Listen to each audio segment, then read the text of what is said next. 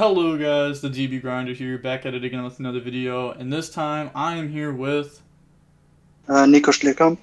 And what'd you play and what'd you place?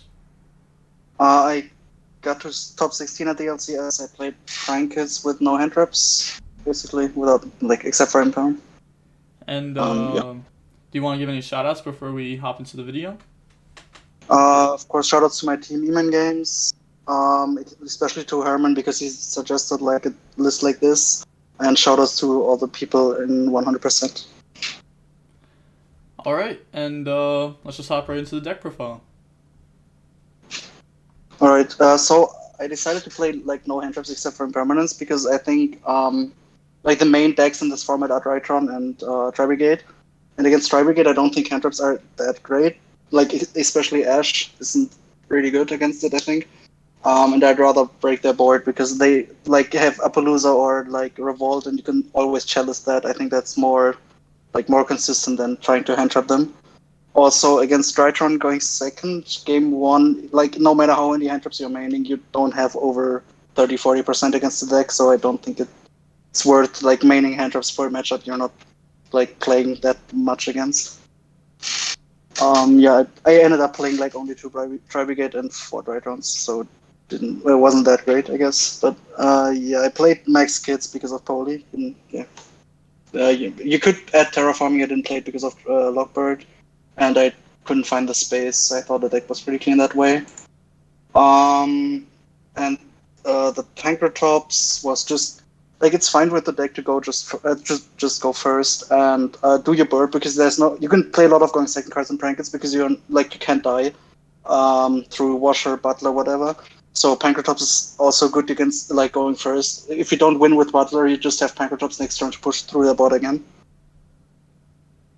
Yeah, as I said, no other hand traps except for Imperm because you can use it on your own turn throughout like Crystal Wing, Shen Shen, Appaloosa, the Ancient Warrior, stuff like that. Yeah, then the 3 Droplet, 3 Chalice against Tri-Brigade mainly because like dropleting Herald against Drytron isn't enough mostly, so it's mainly against Tri-Brigade and other rogue decks and Dragoon. And Chalice is still fine against Dragoon decks because it's not that hard to out Dragoon with your engine, so it's really good to hit up a loser and the Link 4. And the Desires, I think Desires is just amazing. Like you only have, if you're not playing hand traps, you only have good cards to draw into with Desires, so it gets much better. Like especially going second. Yeah, 6 Polies. I think you need Polies right now. Like otherwise your deck is just too weak against Revolt and stuff. And like Poly with 2 kids plays through Revolt plus Appaloosa for 3. So yeah, you can actually break most Tri-Brigade boards just with your engine without non-engine cards. And the 3 Talents is just like the one of the best cards of the format, I guess. Because if you go first, you just see the hand and win, or you try to draw into Kids or Desires or Interruptions. And going second, you can just take up Palooza against Tri-Brigade or draw 2 more cards to extend through their boards. Yeah, that's it for the main, I think. Yeah. These cards are like pretty standard. You don't really have to explain these.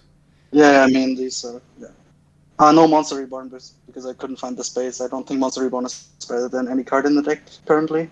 Also, I guess I do have one question about the main deck. Why are you only playing 1 Prank Kids Pranks while also playing Desires? If I have 1 kid and Desires going first, for example, I'm never starting off with Desires. I'm always starting with the kid, and I always go into like for example, I summon Dropsies, go into Link 1, summon Fancies. Because I think the chance to draw Called By is so slim that you don't want to risk banishing Pranks for that. And you can always search your Pranks with Doodle, Mill the Pandemonium, and Desires afterwards, or Desires at the very end. And also, if you, it's like I think about 30% to banish the Pranks. So even if you have to Desires first, it's not that likely. And if you manage your resources correctly, you can still very much win games with just Washer and Rocket without Pranks. And I think Pranks is not good enough going second, especially to play that too, because you don't really want to see it. Yeah, that's fair enough. The list is cool though. I like seeing like the no hand traps besides like Imperm. Like that's definitely different than like, you know, every single other Prank Kids list that we've seen where they're playing like 12 hand traps in the main deck normally.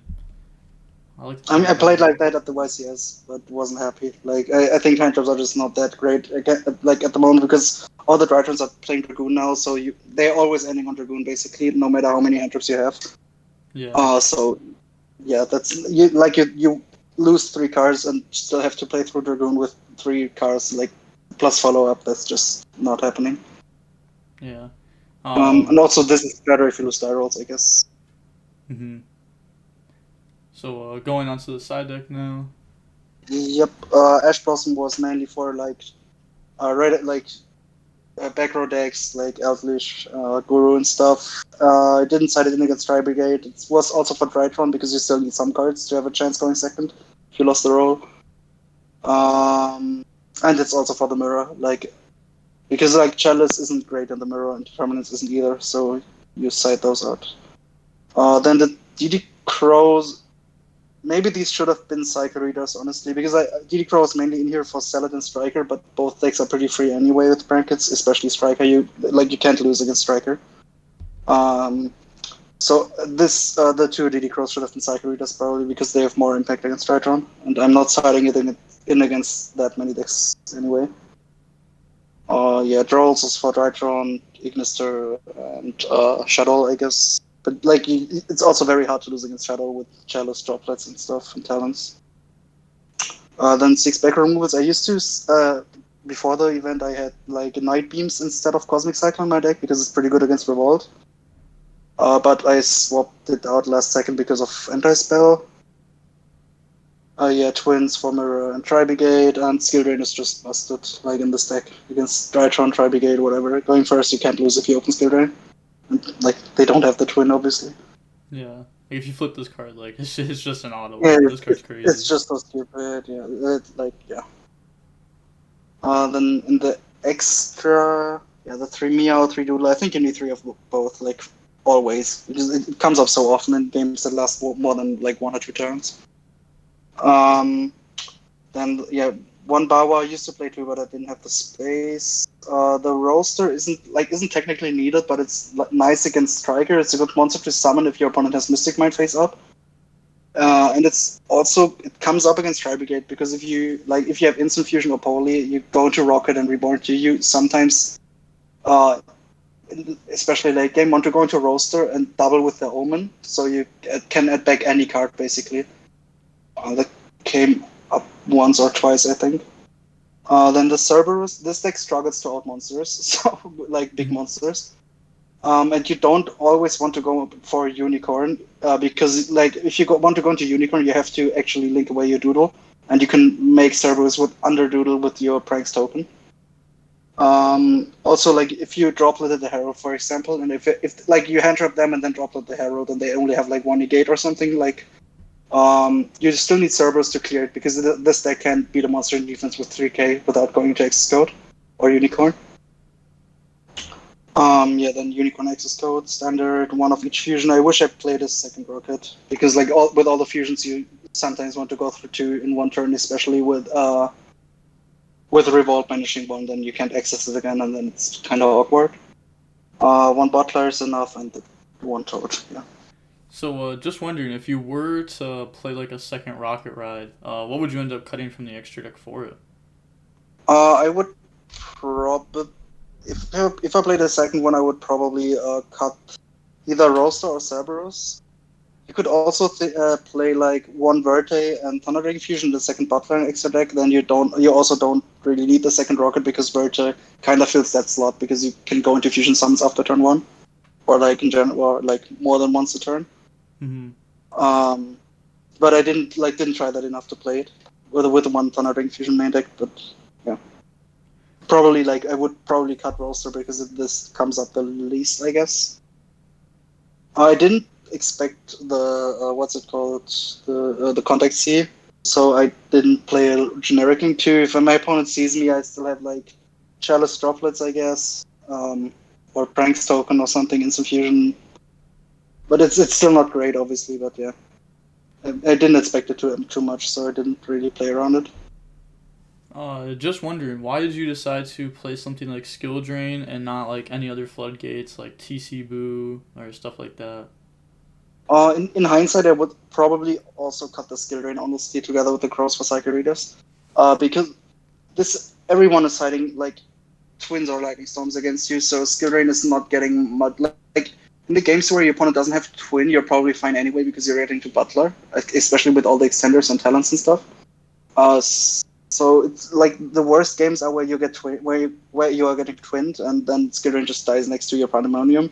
You could think about citing judgments, but I don't think I could make the space because like I need to cite 9 hand traps against Drytron, and I think 6 back removals are probably needed against Dry Brigade. So I just didn't have the space, and I don't think that like any floodgates are that great at them. Like, of course they're fine, but I don't think you need them honestly, because Butler is so strong against everything except for Drytron, and even there is still fine-ish. Yeah, double Raigeki is definitely insane. Yeah. So just wondering, like, I know you explained why you don't play hand traps, because you said like you don't really need them to like break boards or anything. I'm just curious, what did you end up losing to in top 16?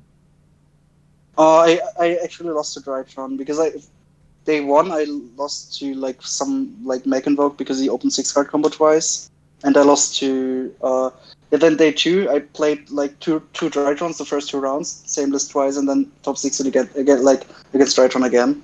And that's by far the worst matchups. But like was a bit unlucky, I guess. I lost 3 out of 4 die rolls also against Drytron, so like wasn't that great.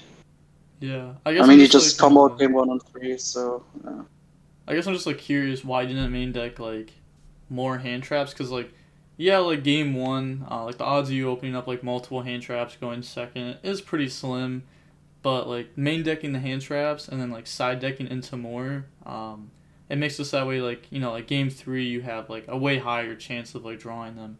Did you find that you just like didn't really care about Drytron? A lot of people were building their decks for this tournament strictly against like Tri Brigade, just because they figured that was going to be the most popular matchup.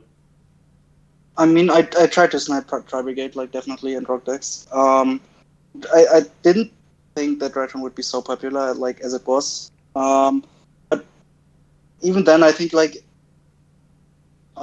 with like if you look at the deck list in top 16, like with pre-prep and like pre-prep dragoon and stuff and tactics and that stuff, you don't really like.